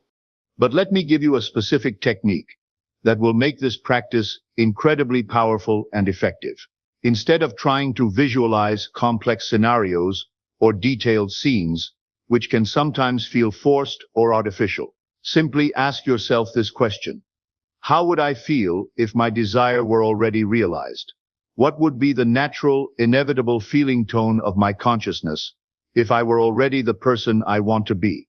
If I already had what I want to have? If I already experienced what I want to experience? And then, without effort or strain, without trying to convince yourself of anything, simply allow that feeling to arise naturally in your awareness. Allow it to permeate your consciousness like a gentle fragrance. Allow it to become the background feeling tone against which all your other thoughts and experiences occur throughout the day. This feeling, this simple, natural, effortless feeling of your wish fulfilled, is worth more than 1,000 affirmations, more powerful than the most elaborate visualization, more effective than any technique or method you could possibly employ. Because this feeling is the actual substance of your desire. This feeling is consciousness itself, assuming the shape of your fulfilled wish. This feeling is God in action, creating your world according to the pattern of your inner conviction. Feel yourself living from the end. Feel the satisfaction of your wishes realized. Feel the joy of obstacles overcome. Feel the gratitude of prayers answered.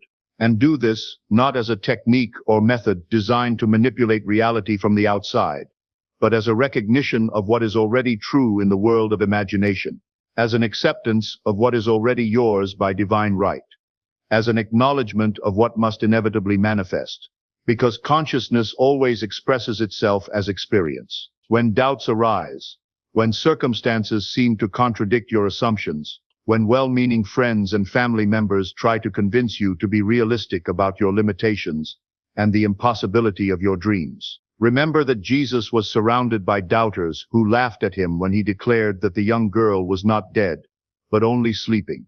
And remember that he asked those doubters to leave the room before he performed the resurrection, because consciousness responds to the dominant vibration in any environment. And faith cannot operate freely in an atmosphere of doubt and disbelief.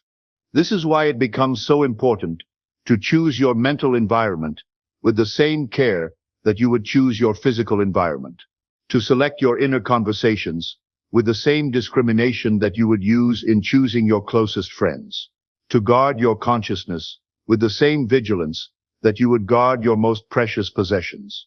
For your consciousness is your most precious possession. Your awareness is the creative principle itself. Your imagination is the very power through which God creates and sustains the universe. But here is a profound secret that will liberate you from the exhausting effort of trying to maintain perfect thoughts or control every mental fluctuation. You do not need to be perfect in your practice. You do not need to maintain your assumption every single moment of every single day, or never have a doubt or fear or negative thought in order for your desires to manifest. What you need to do is this. Whenever you become aware that you have strayed from your desired state, whenever you notice that you have returned to old patterns of thinking or feeling, whenever you catch yourself dwelling in the consciousness of lack or limitation or fear, simply and gently return to your assumption. Resume to the feeling of your wish fulfilled. Occupy again the state that corresponds to your desire already realized. This gentle, persistent return to your desired state is what develops the spiritual muscle of assumption. This consistent choice to identify with your fulfilled desire, rather than your present circumstances, is what gradually shifts the center of gravity of your consciousness, from the world of effects to the world of causes, from the realm of appearances to the realm of reality, from the consciousness of man to the consciousness of God. This is why it is so important to guard your mental atmosphere with the same vigilance that you would guard your physical health, to choose your inner conversations with the same care that you would choose your closest friends, to select your mental images with the same discrimination that you would use in choosing art for your home. For your consciousness is your home. Your inner world is where you truly live. And the quality of that inner environment determines the nature of everything that manifests in your outer experience. When you truly understand this, when you realize that consciousness is cause and everything else is effect, you will stop looking to the world to change so that you can feel better about yourself and your circumstances. And you will begin the magnificent work of changing your conception of yourself so that the world must change to reflect your new level of awareness and expectation. You will realize that every circumstance in your life whether you judge it as positive or negative, pleasant or unpleasant, wanted or unwanted, is simply consciousness externalized, the automatic outpicturing of your dominant mental states and habitual assumptions about yourself and your world. And therefore, every circumstance can be changed by changing consciousness. Every condition can be transformed by transforming your inner conversation, and every situation can be healed by healing your self-concept.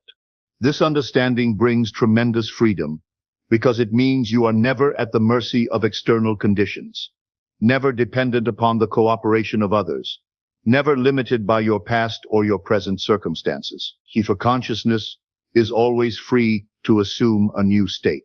Awareness is always capable of identifying with a higher possibility, and imagination is always able to conceive of and feel the reality of a more beautiful experience. But with this freedom comes tremendous responsibility. For once you understand that consciousness is the creative power behind all your experiences, you can no longer blame others for your difficulties. You can no longer make excuses for your failures. You can no longer claim to be a victim of circumstances beyond your control, because you will know that you are the author of your own experience, the creator of your own reality, the God of your own world, through the Christ consciousness that operates as your own divine imagination. This is both humbling and empowering. Humbling because it means taking full responsibility for everything in your life, acknowledging that every condition you experience is the result of some assumption you have made about yourself or your world.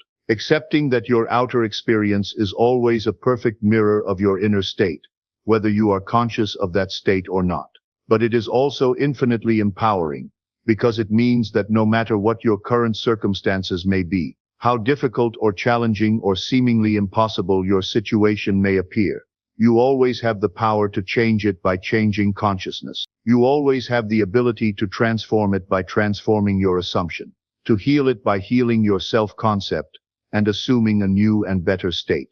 You will realize that every desire that has ever stirred your heart, every dream that has ever captured your imagination, every vision of a better life that has ever inspired you to reach beyond your current circumstances, is not a random occurrence or wishful thinking, but is actually the movement of the divine creative principle within you, calling you to expansion, calling you to growth, calling you to the full realization of your infinite potential as a being made in the image and likeness of consciousness itself.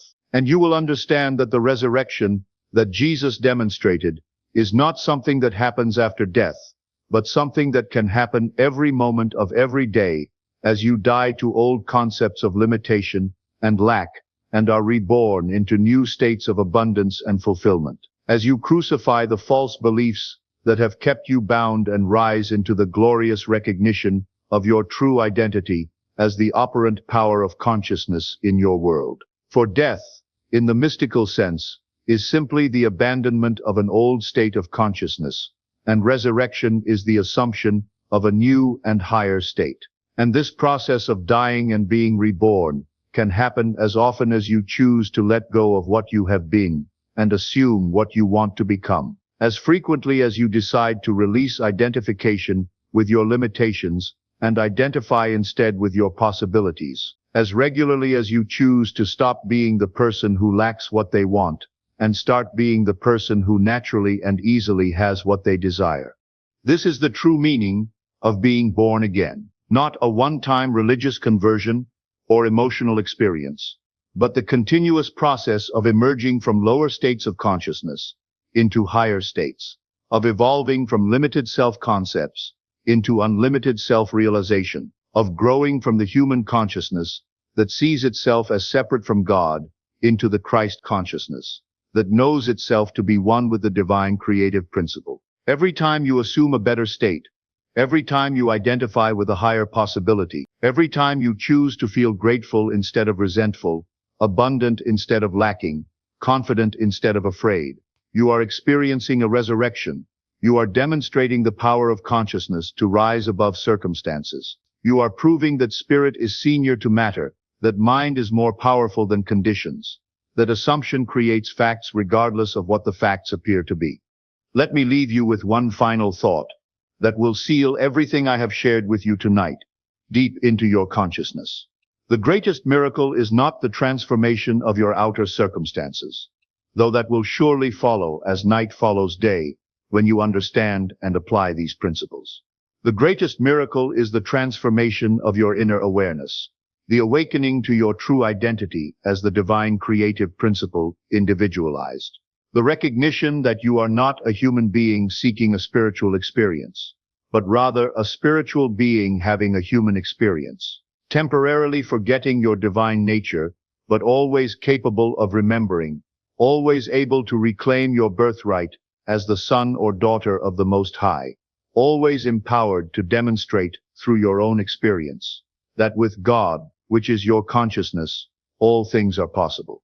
The portal is open, the way is clear, the power is yours. Not tomorrow, not when conditions improve, not when you become more worthy or spiritual or deserving, but now, in this eternal moment, where all creation exists, where all possibilities live, where all dreams wait to be born into the world of form, through the magnificent creative power of consciousness itself, operating as your own divine imagination, forever and always your faithful servant, ready to give you the kingdom that has been prepared for you from the foundation of the world, ready to manifest in your experience every good thing that you can conceive and believe and assume to be true about yourself and your wonderful, infinite, eternally abundant life.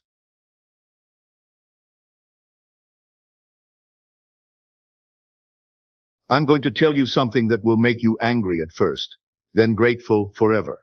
Every financial struggle you've ever faced wasn't because you weren't smart enough, didn't work hard enough, or weren't lucky enough. It was because nobody taught you the one thing that separates the wealthy from everyone else. And it's not what you think. Stay with me for the next few minutes, because once you understand this invisible force, your relationship with money will never be the same. I spent years wondering why some people seem to effortlessly attract wealth, while others grind themselves into the ground and barely survive. Then I discovered something that changed everything. The wealthy have a secret that sounds almost too simple to believe. They don't chase money, they become money magnets. They understand that wealth isn't something you hunt down, it's something you call in. Think about it. Have you ever noticed how desperate energy repels what you want most? The harder you chase a relationship, the faster they run. The more you need approval, the less respect you get. Money works exactly the same way. I used to wake up every morning calculating bills, stressing about payments, wondering how I'd make it through another month. And the universe kept giving me exactly what I was broadcasting. More reasons to worry about money. But then I learned something that flipped everything. Right now, as you're listening this, you're broadcasting a signal. Not through your phone or computer, but through your own energy field. And that signal is either attracting or repelling wealth every single second. Most people are unknowingly transmitting poverty frequencies all day long. They worry about bills, stress about the future, feel guilty about wanting more, and then wonder why money feels so hard to come by. Here's what nobody tells you about your energy field. You are literally a walking radio station, broadcasting your deepest beliefs about money 24/7. And the universe? It's listening to every single transmission. When your internal radio plays songs like "I can't afford this," or "money is hard to come by," or "I'm not good with money," guess what kind of experiences get sent your way? But what if you could change the station? Everything in existence vibrates at a specific frequency. Your thoughts, your emotions, your beliefs, they all carry energetic signatures, and wealth has its own unique frequency. The people who seem to effortlessly attract money, they've learned to match wealth's frequency. They've tuned their internal radio to the abundance station. I remember the first time I truly felt this shift. I was walking down the street, and instead of my usual money anxiety, I felt this calm certainty that everything was working out. Within 48 hours, I received an unexpected check and 2 new opportunities. Coincidence? Not even close. This is where it gets really interesting.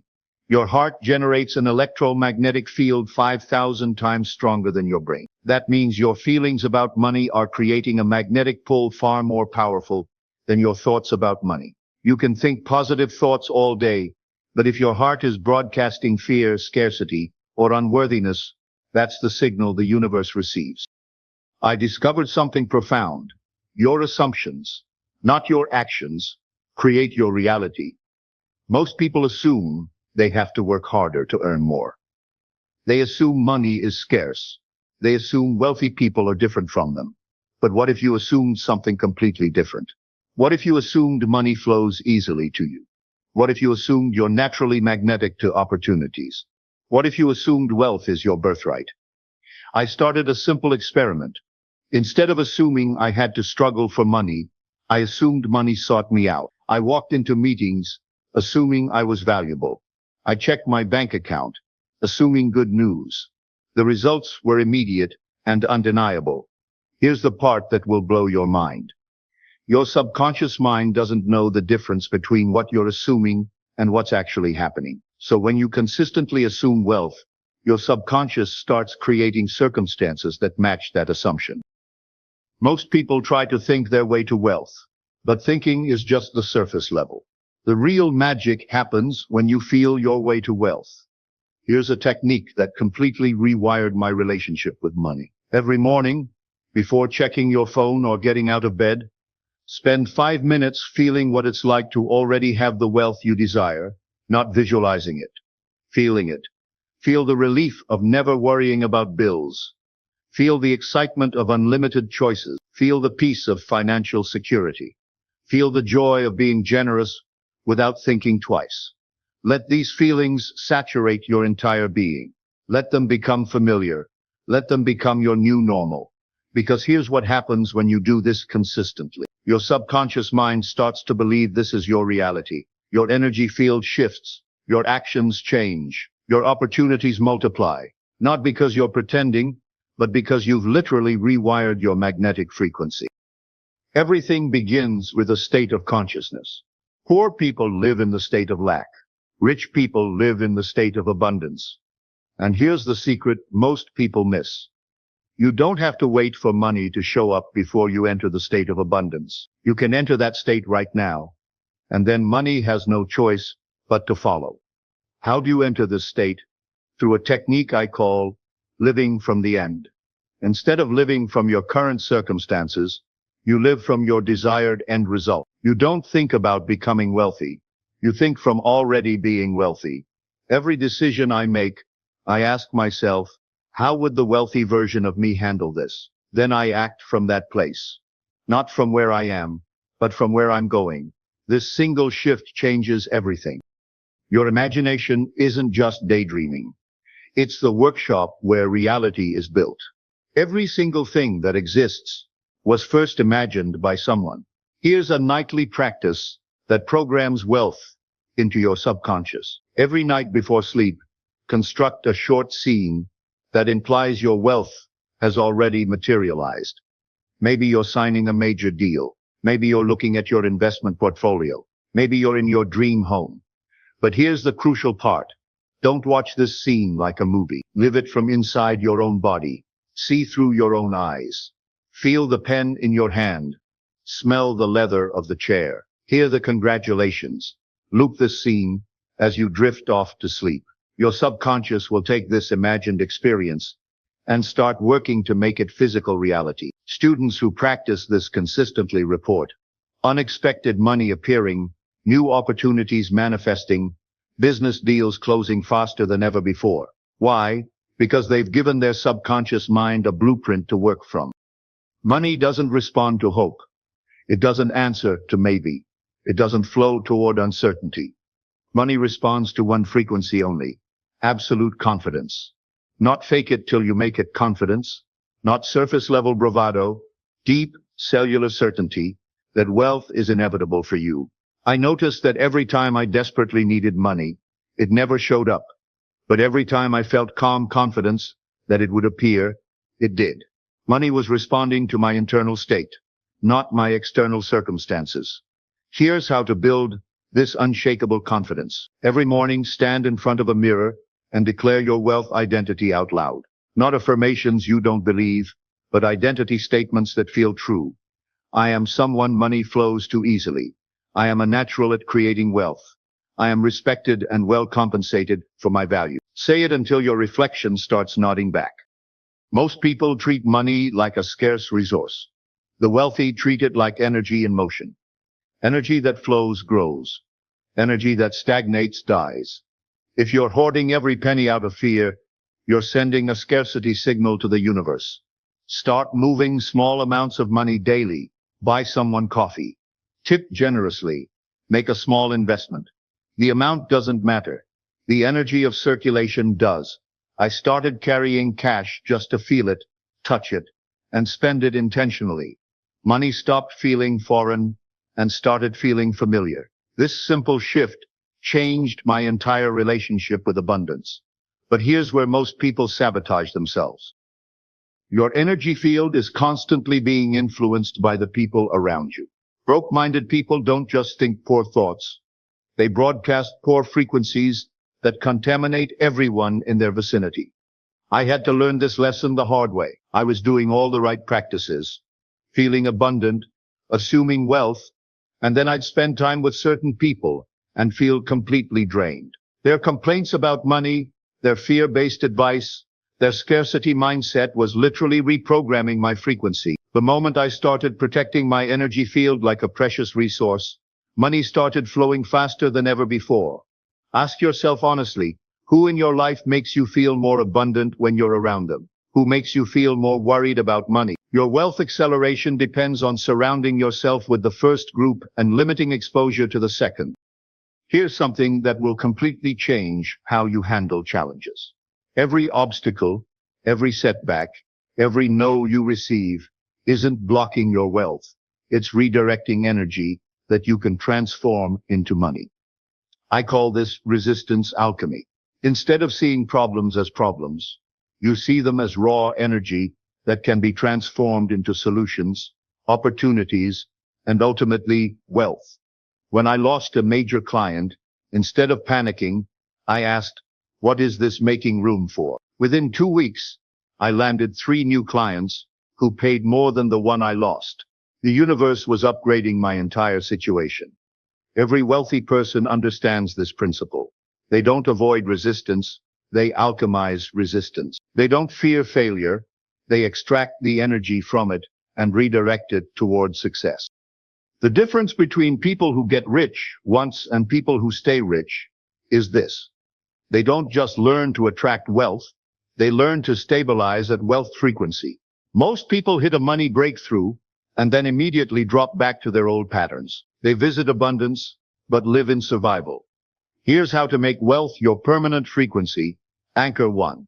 Identity maintenance. Every morning, remind yourself who you are. I am someone who naturally attracts wealth.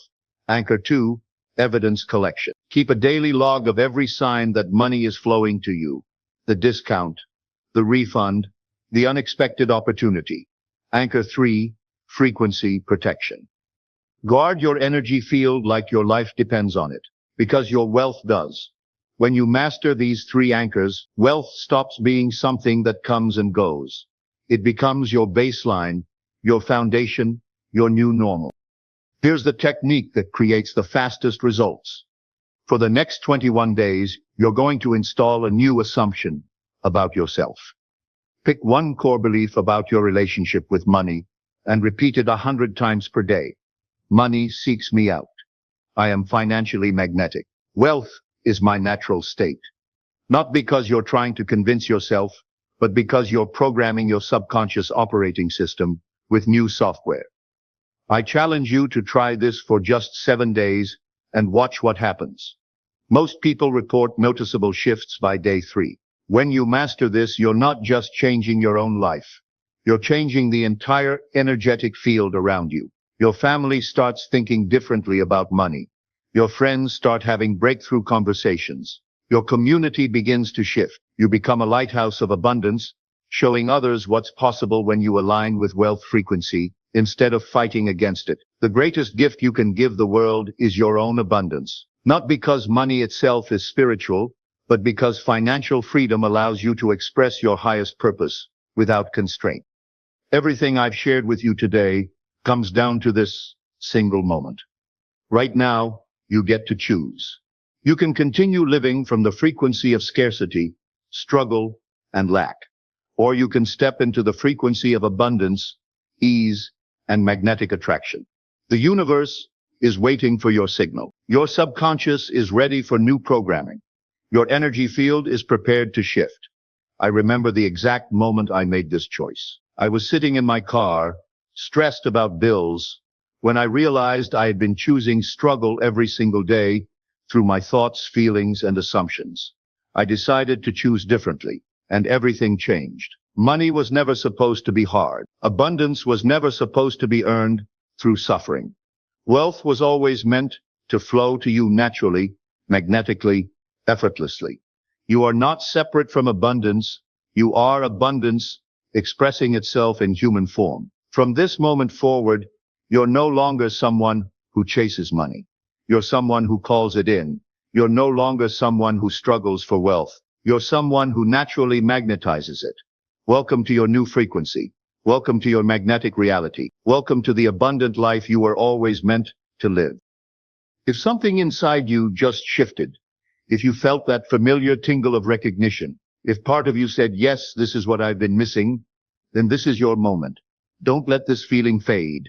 Subscribe right now to keep this frequency alive. Every video on this channel is designed to strengthen your wealth magnetism and keep you tuned to abundance. Drop a comment below and declare, I am a wealth magnet. Let the universe see your commitment. Let the algorithm amplify your intention. Let yourself hear your new identity spoken out loud. Your transformation begins the moment you claim it. The old version of you who struggled with money, that person no longer exists. The new you, the magnetic you, the abundant you, the wealthy you is stepping forward right now. This is your moment. This is your frequency. This is your new reality. Welcome home to wealth.